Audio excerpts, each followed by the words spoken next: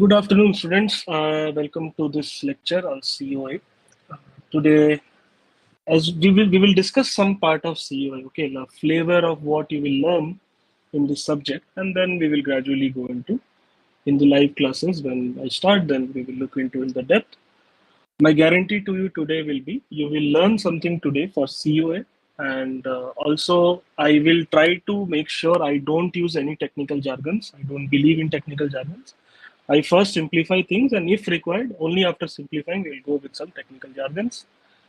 Meanwhile, I see a good audience, so thank you for joining, first of all. And COA, as I know, COA is a bit difficult subject. Let's not let me not sugarcoat things. But the thing is, if learn from a good instructor, then things would be easier. So it's like um, if you can learn one concept and apply it in any other concept, or you can just learn one concept and get done with it. Or what my way of teaching is to make sure you understand things and why things are happening in the way they are happening. This is more internals on how instructions get executed in computer. So that's the entire how does a computer work internally. So that is the entire thing, right? And another thing is, please ask questions. There is nothing called a silly question. I don't believe in that term, silly question. It could be the silliest of questions. Please feel free to ask. You can unmute,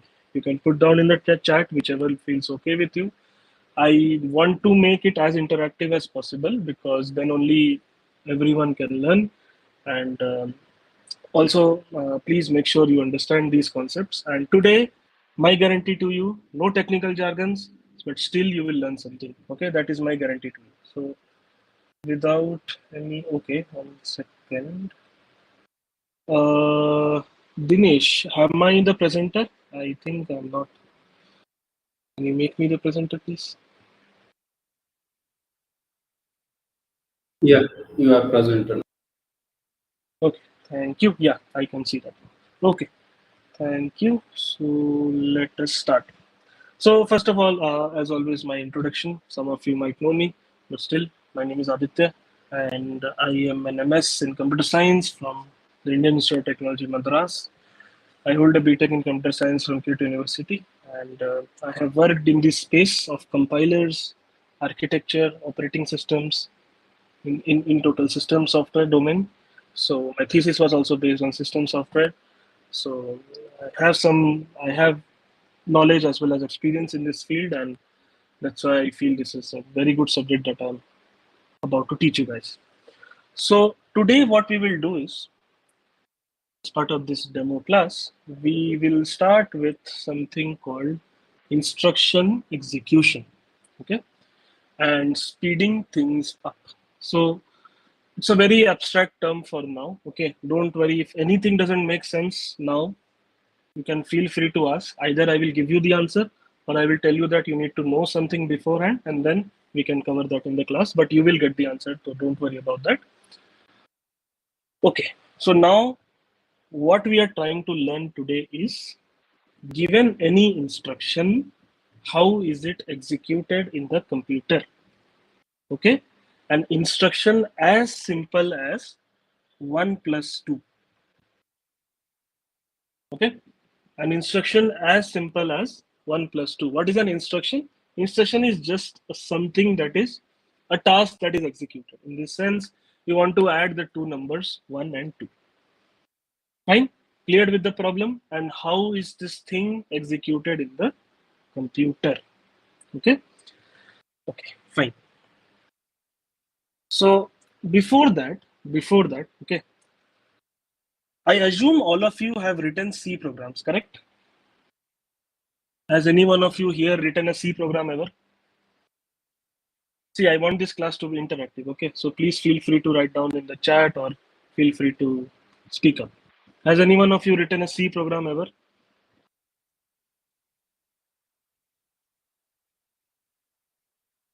No answer would mean yes to me, so yeah. Yes, Kiran?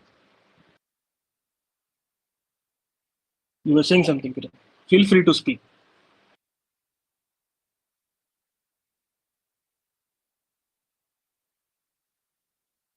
Okay. Okay, I assume you have written a C program. So let's take any C program. Okay, a C program could be, let's say, p1.c. Okay, this is the code you wrote, and as we all know, if you have read C or if you have read any programming language, could be Java, C++, any programming language existing on Earth. If you have written a code, this code is only understandable by you. Only you can understand it. No one else can understand this code, correct? The computer cannot understand English. The computer only understands something we call binary. Yes, it only understands zeros and ones. Okay, it doesn't understand int, it doesn't understand main, it doesn't understand curly brace, nothing. It only knows binary. Okay, that's the language of a computer. Now you had a C program, but computer understands binary. So what do? You send a C program to a software, to an application software. Does anyone know the name of that application software that takes this C program and it gives you the binary? Has anyone of you here used GCC or Java C or G++ or Python, right? So that is called a compiler. Okay, you write GCC p1.c, correct? And then it gives you something called a.out. A.out, I'm assuming you are using a Linux environment. For Windows, it's a.exe, but it's the same. It's binary. Okay, binary program that you get as output. Okay. Now, this is in your secondary memory, which is this p1.c you have stored in your C drive or D drive or E drive or wherever you want to store it. It is also called as the secondary memory. Okay.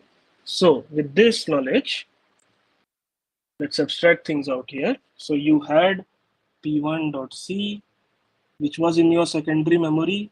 You compiled it and made it a.out, which is also there in your secondary memory. Now this is your compiler. Now, if you guys know, there is a subject called compiler where you will learn how this p1.c is being made to a.out. We need not worry about now. We are learning Koa. We are not learning compilers. But abstractly, it's a compiler is a software that takes your p1.c, gives you your a.out. Okay. Now this a.out is there in your secondary memory, which is your hard disk. So let's say this is your hard disk.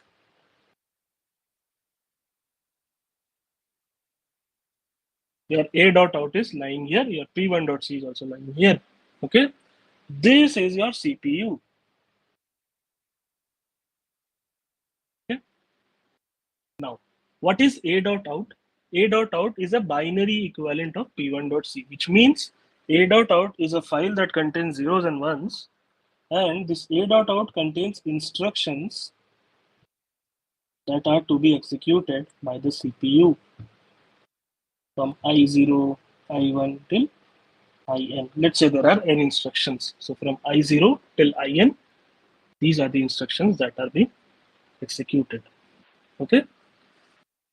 Please feel free to ask any doubts you have till now. Okay. Please don't hesitate in that aspect. So your a.out is lying here, which is these instructions are lying here. The CPU wants to execute the instruction because the CPU is only responsible for executing the instructions, right? How will the CPU execute the instruction? Does anyone want to volunteer?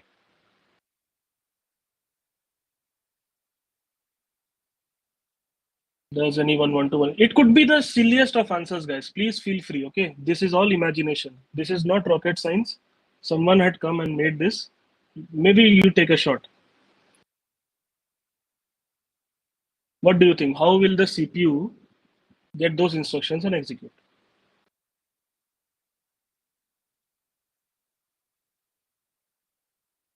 Okay. Again, let me also give you one more disclaimer. If you do not understand any of this, I'm trying to take things in a more abstract manner. You will learn this, all of this in your class in detail. But for now, please make sure you understand things. And if you have any doubts, feel free to ask. Okay. So in your computer, if you have ever bought a laptop, if you have ever bought a, let's say, a desktop CPU, it gives you one thing called, sir or ma'am, what the thing is, this laptop has 1 TB hard disk. Nowadays, it is also called SSD, but I don't want to go that way. So it's called 1 TB hard disk, and it has a 8 GB RAM. 8 GB RAM. Nowadays, if you buy laptops, right? So this is your 1 TB. So what is the role of 8 GB RAM? RAM is a faster memory. Works fast. It reads the instructions fast. It writes to it fast. Okay. So here is your RAM. We have introduced a new memory element called the RAM. 8 GB RAM. Okay.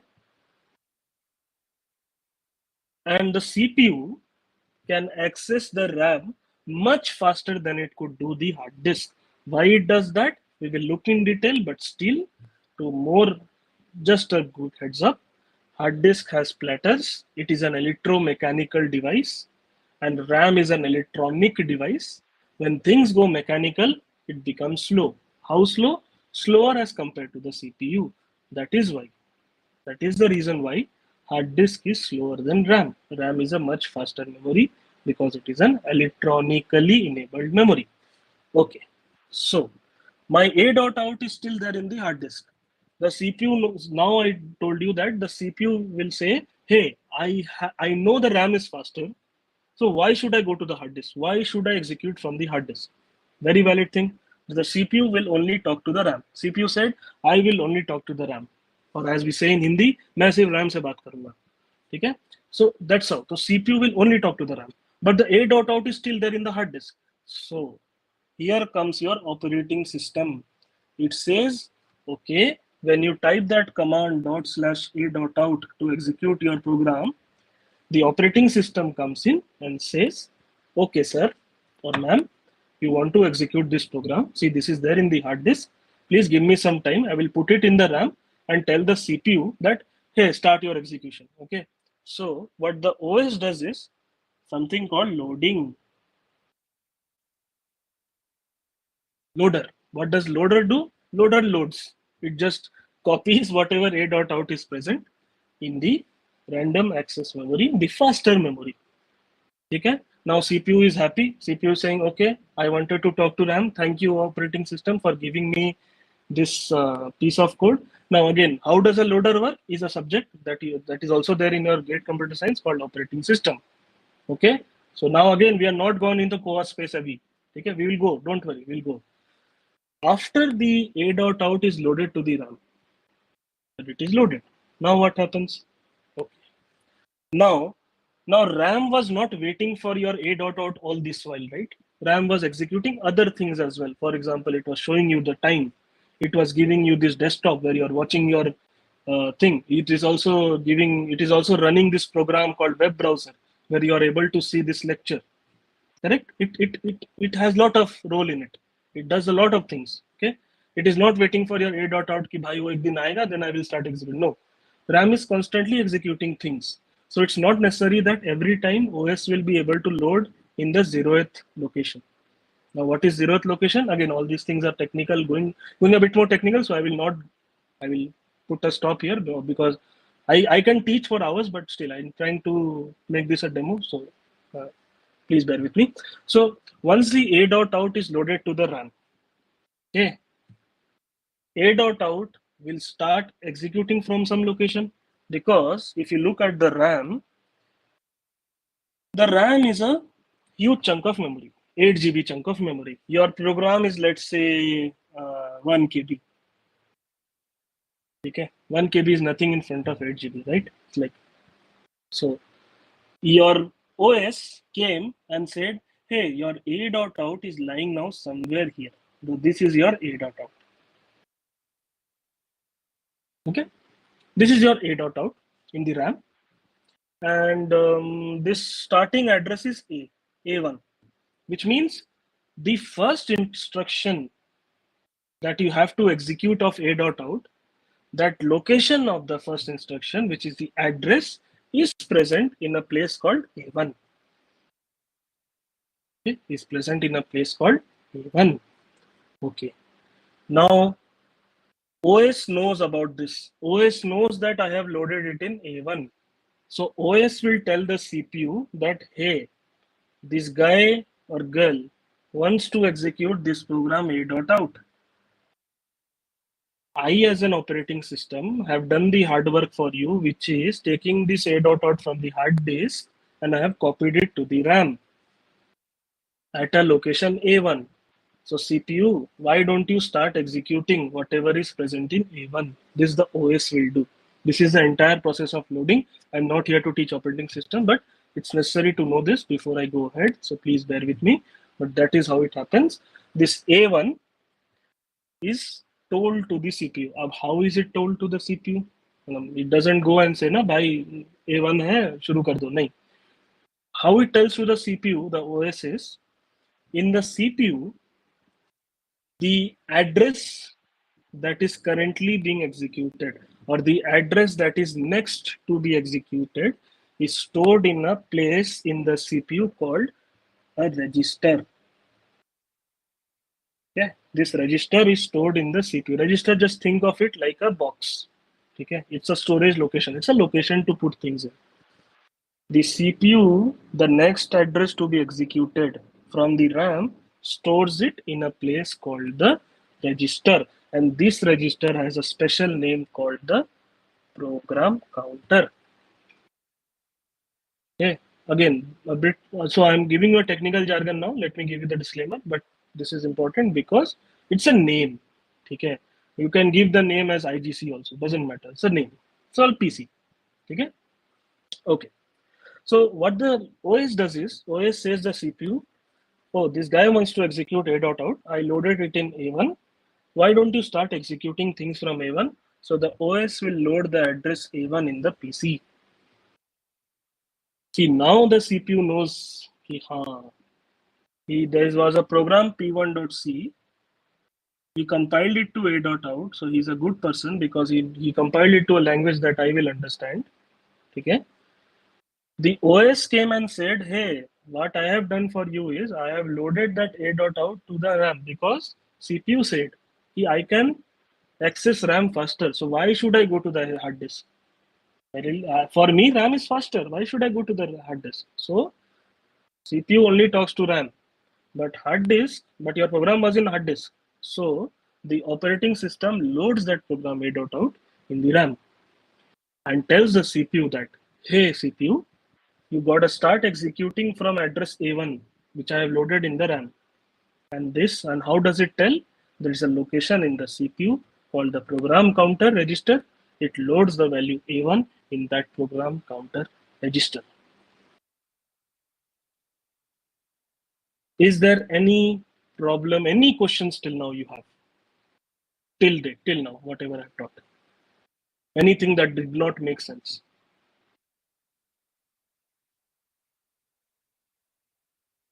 Yes, anyone? Any all okay till now?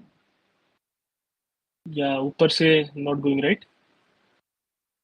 You can say also if you are not able to understand. I will try to tone down also in my delivery. Okay. Okay. No answer means yes, right? So, chalo. Okay. Or else, if you have any doubt, feel free to ask, as I have told always. Chalo. Now, the journey of that program from the hard disk to the CPU or the RAM is complete. Okay. Now we will only talk between the CPU and the RAM. So this was your CPU. This had a program counter register loaded with value A1. This was your RAM, and the RAM had the program present from address A1.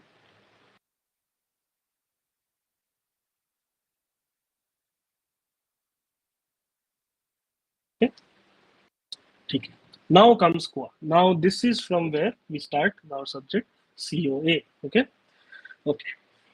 Now the thing is, the thing you have to learn in COA is how will the CPU actually go ahead and execute. It only now knows the address. Okay. It is like I told you, buy groceries and this is the address of Spencer's. Or sorry, I don't want to quote any departmental store. This is the address of a departmental store A. Okay. Now you have to go and buy the vegetables also, right? I've just given you the address. So I've only given the address of the I, as in the operating system, have only given the address A1 to the CPU. Now CPU has to go ahead and execute. Now, how does the CPU execute? That is the entire subject co-op. Okay. So let me be clear. That is the entire subject CO. Okay. But now today what we will learn is we'll learn something very simple. So don't worry. Gradually we will learn in the live classes. Things will be difficult. Not difficult. Things will become interesting and more exciting then. Okay. This was your A1, right? And there is an instruction I0 present here. Let's assume, okay, let us assume that I0 instruction is nothing but A plus B equal to C. Okay, A plus B equal to C. Okay, which means in C programming language, you would write something like int C equal to A plus B. And A and B were defined earlier. A could have some value X, B could have some value Y. Int C is X plus Y. So, okay, so that. Now, there is another concept called assembler. I don't want to confuse you now, but still, in assembler programming language, it's also called add C, comma A, comma B. It's the same thing as earlier in the sense now we are writing things in assembly where this plus is given a mnemonic called add, as it makes sense because you want to add the value A and B, and whatever comes, put it in the variable C. Okay, so far so good. Okay, fine. So add C, comma A, comma B. This is the instruction, suppose at I0 that I want to execute. This is the instruction I0 that I want to execute. Okay. The first thing that happens when executing an instruction is the CPU has only the address. The CPU needs to ask the RAM, hey RAM, since I'm talking to you, why don't you give me this instruction I0 that is present at the address A1? How will the CPU now tell the RAM that address is A1? Via the PC. The CPU will send the address to the RAM. How does it send and what complexities are involved? We will look into, but now the CPU tells the RAM, hey RAM, take this address A1, okay, and give me whatever is present in A1. Okay, I know an instruction is present because OS gave me this address A1 means I trust the operating system. Why don't you go ahead, Mr. RAM, and give me that instruction I0 that is present in your address A1? The RAM will say, I see someone, OS had actually come and uploaded a program. It has something in it. I don't know what it is, but it has something in it, some zeros and ones. The operating system has given the value of it is there in A1. Okay, fine. I will give you. So what RAM does is RAM gives the CPU back the instruction I0. Okay, it sends the address to RAM. RAM said, "लो भाई, जो चाहिए लो." Okay, fine. I am ready for you all this. So it gave the I0 back to CPU. Okay. Now, how does it give it back to the CPU? It doesn't hand it over na CPU yellow bits 01. No. So how does the RAM give it back to the CPU? There is another register in the CPU called the instruction register or the IR. Okay, let me. Okay, so I'm sometimes fond of color, so I'll just use a different color. So this is a register IR where the instruction I0 will be present. And please flip your gate previous year question. There was a question also where they asked what is the difference between PC and IR. Such a simple question. PC holds the address, IR holds the instruction. Okay, so RAM gave I0 back to CPU. Okay, now CPU has the instruction with it, has the 0-1 encoding of the instruction with it. This stage, this process is called the instruction. Let me write it down. It's called the instruction fetch. Why fetch? Because you're fetching. You are sending the address to RAM, getting the instruction back. You're fetching the instruction from the memory. You as in the CPU. Okay. When I mean COA, whenever I say you, it means the CPU because you're learning about the CPU. CPU sends the address A1 to RAM. RAM gives you back the I0. So it fetches the instruction. Chalo, fetching to ho gaya. Now, once the fetching happens, once the fetching is complete, the CPU needs to know okay, what is the instruction all about. Like there is some decoding logic also should be there. Do you want to add? Do you want to subtract? Do you want to move? Do you want to do XOR operation? Do you want to do AND operation? Do you want to do OR operation? I don't know. So there is another stage done by the CPU called instruction decode.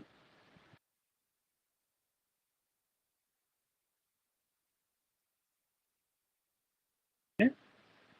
In instruction decode, what the CPU does is CPU understands, okay, so you want to add, okay, you want to add two operands A and B and you want to store the result in C. This is what the CPU will know in the instruction decode cycle.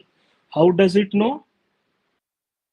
The classes, but still just a brief, there is some decoder logic present by which the CPU understands it, okay, which again I don't want to overwhelm you guys today by telling about decoding and all. Obviously it's there in the syllabus, but once we look in detail we'll talk about that. Okay, so decode. Okay, so we fetched, which means we took from CPU, sent the address A1 to the RAM, fetch the instruction I0 and its IR. Okay, hope all this doesn't sound uh, Hebrew and Latin now to you. Maybe all these things make sense. Then the decode happens. Decode means there is one more thing happening. Okay, what happens in decode is you want to add A and B. A and B, the values of A and B, right? The values present in A and B are also in the memory. Correct? Makes sense, right? If you're writing this code int C equal to A plus B, and before you have written int A equal to 2, int B equal to 3, let's say, which means A and B had the values 2 and 3 respectively. Which means there is another place in the RAM, which is the address A, stores the value 2, and there is another address B, stores the value 3. Now this is also in the RAM. CPU only has the instruction I0 with himself. It doesn't have 2, 3. Okay, it only has the address A and B. This is a problem. The CPU will say, I need it from the RAM. So there is another phase called the operand fetch. What happens in operand fetch is the operands are fetched, right?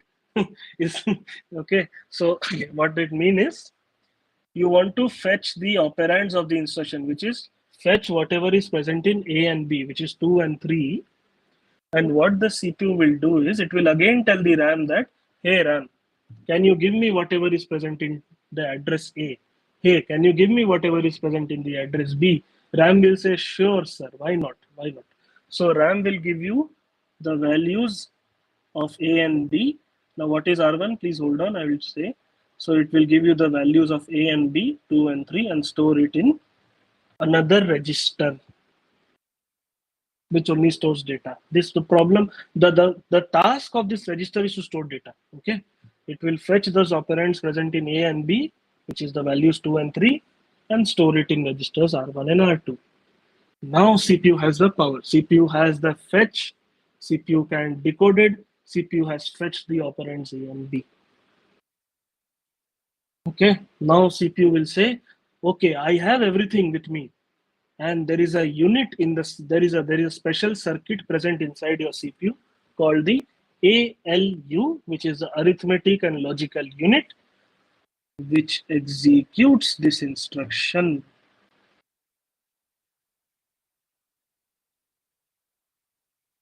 Now I might ask a question: why couldn't we execute in after fetching?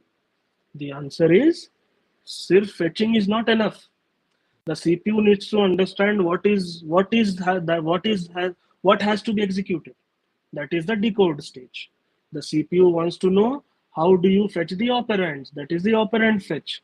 Without all this, the CPU has nothing to do, right? So once it executes, what happens is,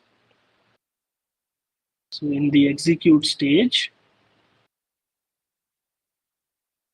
it takes whatever is present in R1, it takes whatever is present in R2, adds them, and stores it in a place called R3.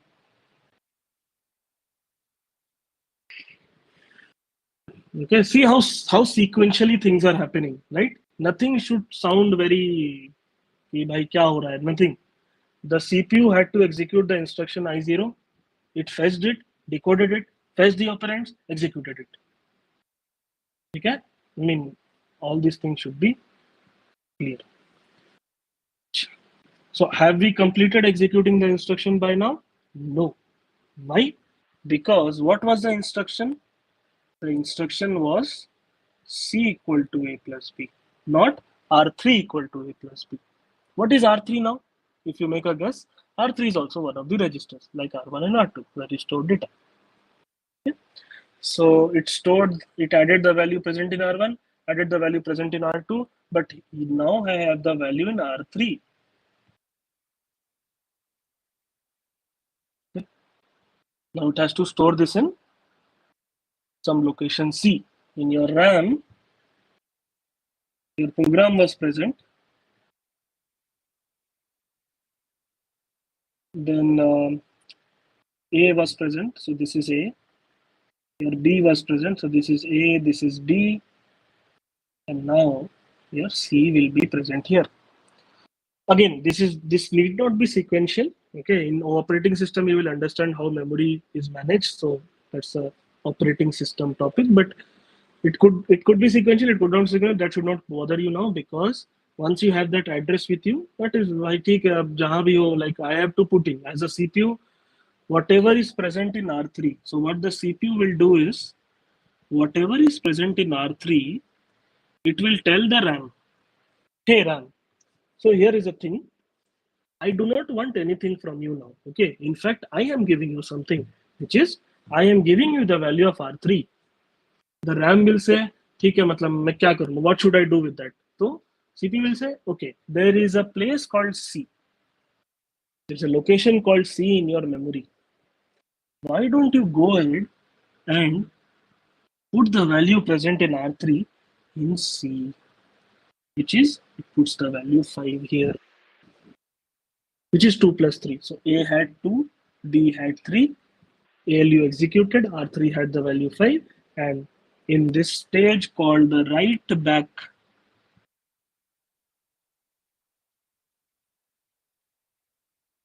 okay, called the write back, it stored the value of R3, which is 5 in C. So this is the entire flow of how an instruction is executed. So if I do a recap, first, once the instruction is present in the RAM, it is present at an address A1. CPU doesn't know that address A1 yet. The OS will go update the value of PC with the value A1 saying, hey CPU, the next instruction that you have to execute is at address A1. CPU will say, okay, fine. Let me finish my current instruction. whatever I'm executing now, then I will do it. So CPU will go, send the address A1 to the RAM, tell the RAM that whatever is present in A1, please give me back. RAM says, fine, sure, sir, no problem. It gives I0. Now, how does it give? It stores it in a register called IR, instruction register. Okay, there are some more steps involved here, but this is in high level view. Okay, but don't worry, if you understand this, that low level will be more simpler to understand if you have understood this. Okay, so now that I0 is in the register IR, the CPU says, okay, I need to understand what it is, right? Instruction kya hai? Add karna hai, sub karna hai, what you have to multiply, you have to divide, you have to add, you have to subtract, you have to XOR, you have to what do you have to do? So in the decode stage, there's another stage called decode. Okay, stage is like a subtask. Okay, decode that, oh, you have to add. Oh, okay. I have to fetch the operand A and B. Okay. Why don't you go ahead and fetch the operand A and B? And by fetching, what does it? It tells the RAM, hey, give me the value of A. Okay. RAM says, okay, no, take this 2. And CPU stores it in R1. Similarly, give me the value of B, stores it the value 3 in R2. After once it decodes, which means it knows it has to add, once it has fetched the operands, that is 2 and 3, now the only thing that is remaining is to execute. It executes R1 plus R2, puts it in R3, and the resultant value, that is R3, is put into the location C, which is your final location. Okay. This concept, if you understand, COA will be a cakewalk. If you don't worry, I will make sure you understand. So don't worry about that, okay? But if you don't understand, don't worry. We will go in more detail. But I try to abstract a lot of things. Okay. So this was nothing but instruction execution. चलो ये तो समझ में आ गया. I hope you guys understood this, right? But this topic is not just about that, right? We also want to see how can we speed things up. What do we mean by speed things up? Okay. Let me give you a scenario. Okay. How many of you have seen a car assembly line? Which means, again, I'm not very good in drawing, guys, so please don't. Doesn't matter, but still, okay, I'm not good in drawing, but to understand things, I'm just trying to help you. So see, okay, in a car assembly line, if you have seen in a factory, okay, there are multiple stages. Stage 1, stage 2, stage 3. Let's say there are only 5 stages. Okay. Let's say there are 5 stages. Okay. In the first stage, okay, the body of the car is made, which means a rough outline of the car, let's say this one, okay, is made. Okay. Now this goes to the next stage where let's assume, okay, I'm just making it up. So it goes to a place where the wheels are attached. Okay. The wheels. So the same car is there, the body, the wheels are attached. Okay. Then you send it to stage 3, where what happens is the doors are attached, let's say, okay. So this was your wheels, and now the door is attached. Okay. Again, sorry if you pardon me for my drawing, but I hope you understand the point. Then it goes to another stage 4 where the internals are given, like the engine and all, accelerator, pedal, and gearbox and all are installed here. So it looks similar to stage 3, but internally things have happened, which is the engine and all have been fitted. Okay. Finally, it goes to stage 5 where the painting and all has happened. Painting and all that stuff. Okay. So the car is painted and all that.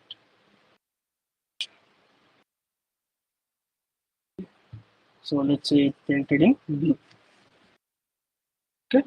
So starting from the body, wheels, door and window, internal engine and transmission pedal and all that, and painting. See, let's say assume, okay, stage 1 takes 1 day, stage 2 takes 1 day, stage 3 takes 1 day, stage 4 takes 1 day, stage 5 takes 1 day. So in 5 days, you have a car in your new car made. A new car has been made in 5 days. The car company could all choose to make a car every 5 days, which means once a car request has come, 1 day for stage 1, then sends to stage 2, stage 3, stage 4, stage 5. Then when the next car comes in, it can choose to again go with on the 6th day. So what I'm trying to say is on D1, stage 1 is happening, and D5, the car is in stage 5. Okay. Then in D6, the second car is in stage 1, which means there could be another car being made, and that is in stage 1. And D10, that car, the new car goes to stage 10. So in total, in 10 days, you made 2 cars. The first 5 days, 1 car, the next 5 days, another car. Okay? Can you do something better? Logically speaking, okay? I don't want to say that technical today, okay? So logically saying, once this green car went to stage 2, let's say there are people who are in stage 1, people who are in stage 2, people who are in stage 3, people who are in stage 4, people who are in stage 5. Okay?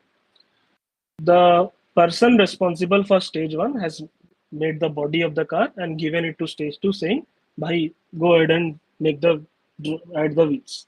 Okay? Once this green car is in stage 2, the people in stage 1 are not doing anything. They are just whiling away, playing games. Whatever you want to assume, they are whiling away. They are not doing anything. They will just wait, right? Because the car has gone to stage 2. It is the wheels are being fitted. Why stage 1? What the work that stage 1 was to make the bodies done, right? What better could we do was on the second day, when the green car was in stage 2, the orange car could have been in stage 1.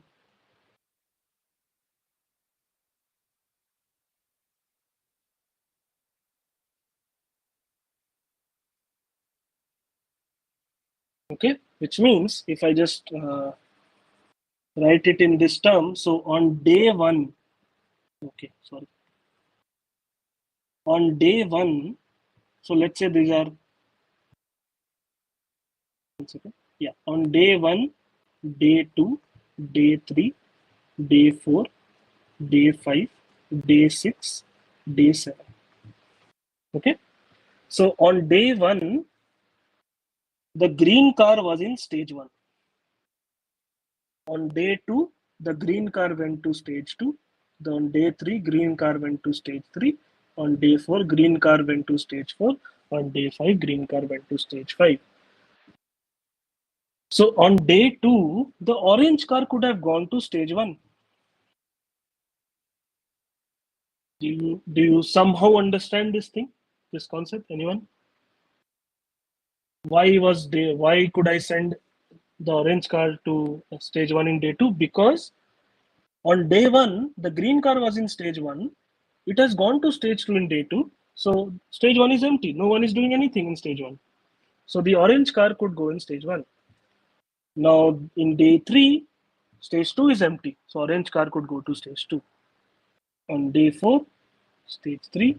On day 5, stage 4. On day 6, stage 5.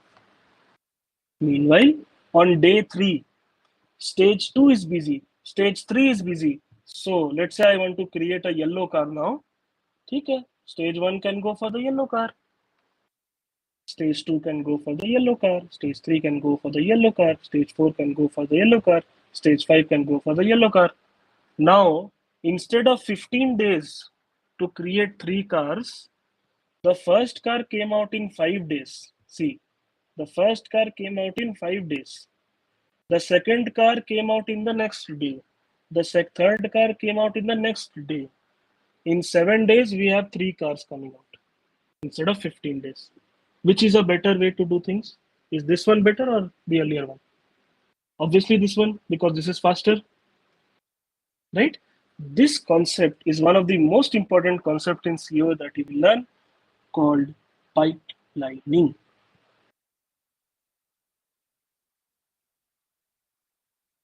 This is one of the most important topic of your CO, and I will teach this topic. Don't worry. Okay, I will teach in these examples only, and make things more simple. Okay, this is more of a demo class. I'm taking things abstractly a bit, but you will learn pipelining. And world is not as simple as it is, because there are a lot of things happening in pipelining. So we will look into that. Don't worry. But the crux of the entire pipelining concept is this: instead of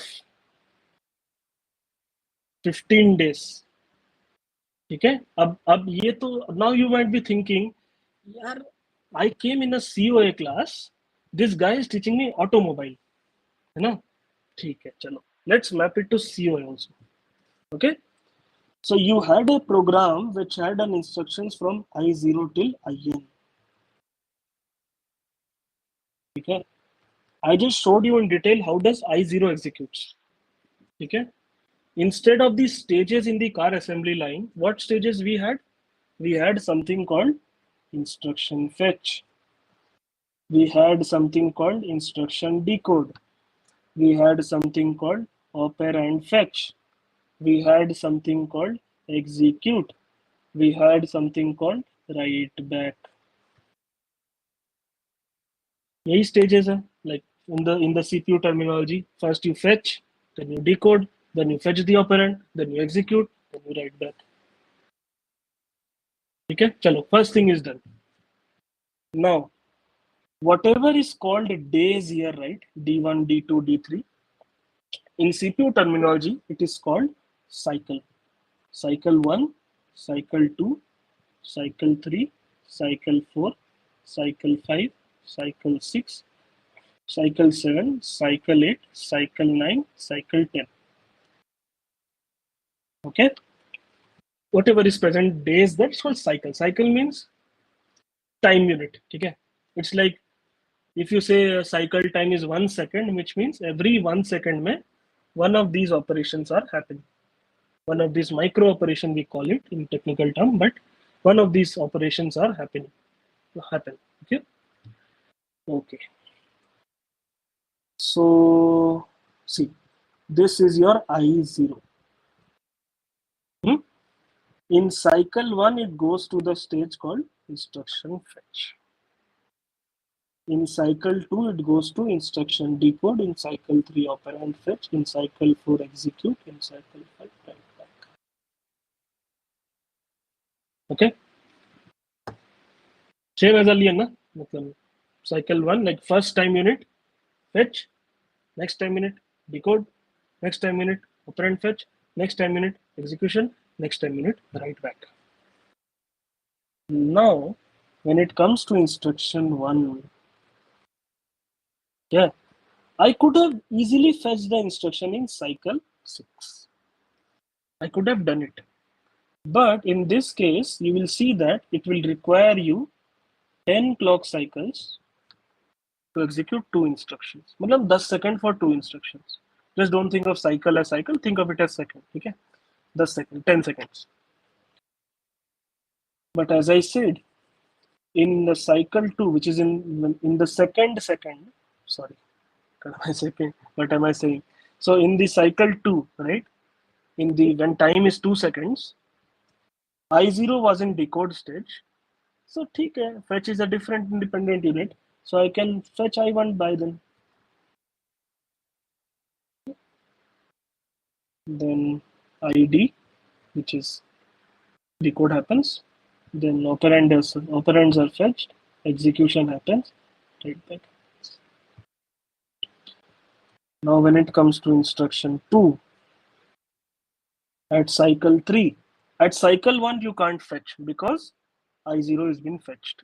At cycle 2 you cannot fetch because I1 is being fetched. So at cycle 3 I will fetch. Then I will decode. Then I will fetch the operand. Then I will execute. Then I will write back. Now for I3, okay, so Let me draw lines so that you don't get confused. Okay. Okay. Let me use a different color. I3. Cycle 1 can't fetch. Cycle 2 can't fetch. Cycle 3 can't fetch. Cycle 4 में I fetched. Cycle 5 में I decoded. Cycle 6 में I operand for. Cycle 7 में I executed. Cycle 8 में I wrote back. See how things are happening smoothly, right? I mean, within 8 cycles or 8 seconds, instead of 20 seconds that would have taken if you were not doing pipelining. So one instruction, if it takes 5 seconds, 4 instruction will take 20 seconds. But since you are pipelining now, which means you are executing multiple instructions in a cycle, things have become much faster. By 8-second time, you have executed 4 instructions. CPU is super happy. Like, what work have I done today? I can't even explain you. Is how happy the CPU is. So there are some, and now you will say that what else is to be taught? Okay, just there are a lot of things. Okay, I don't want to go over it today. There are a lot of things. We are almost out of time also. There are a lot of things to be said in this subject, but this is one of the most important topic in your lecture called pipelining. Okay, so this was the technical part of the lecture.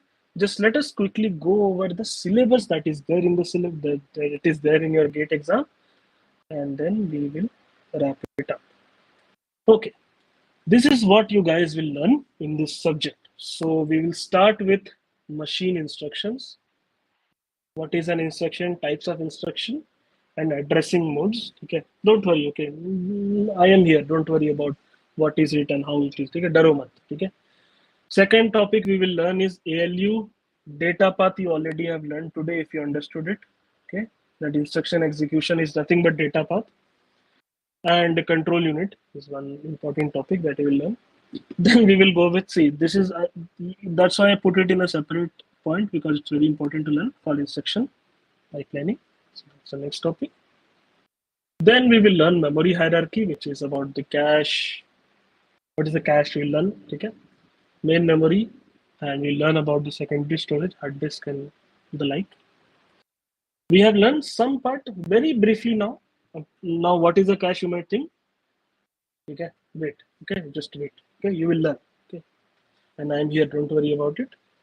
And last but not the least, we will learn about I/O interface, where we will learn things called interrupt and direct memory access or DMA mode.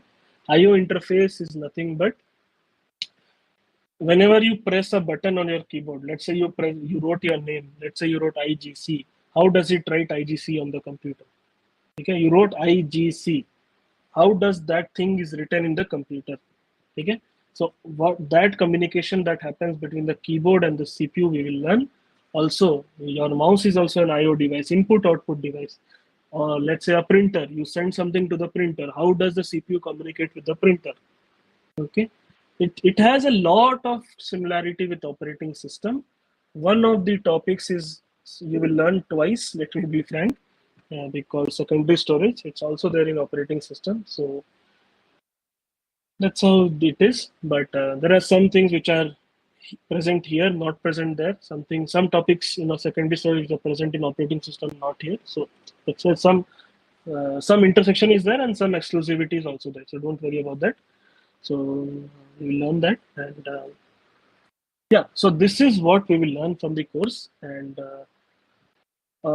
with this, I would like to terminate this demo lecture. We will meet you in the class, and we'll learn far more things in detail about how these things and all happen, how things are executed in the computer.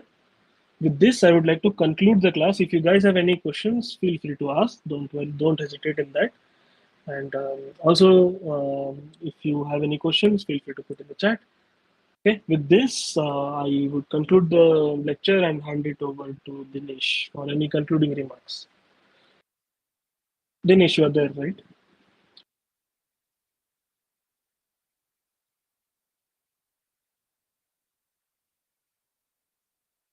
Okay. Okay, I understand he's not from computer science, so he might be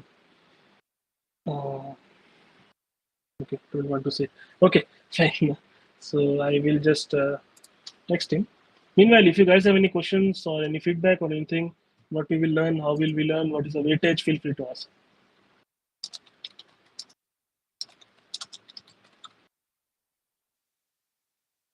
Thank you, Gopika. I think you were there in the discrete math classes, right?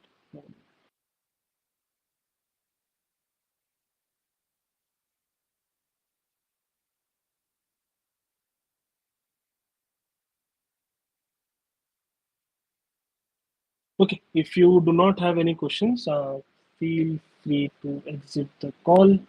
We will meet in the live lectures. Thank you for joining, guys.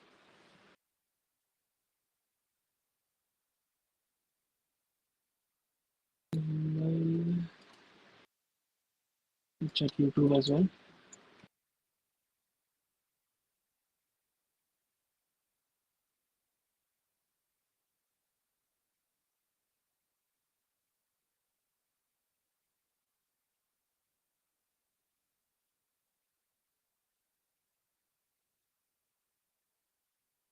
Okay.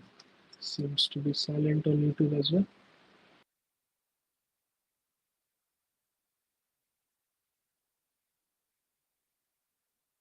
Yeah, Adi, we'll wind up. Done? Yes, yes, the class is done. Okay.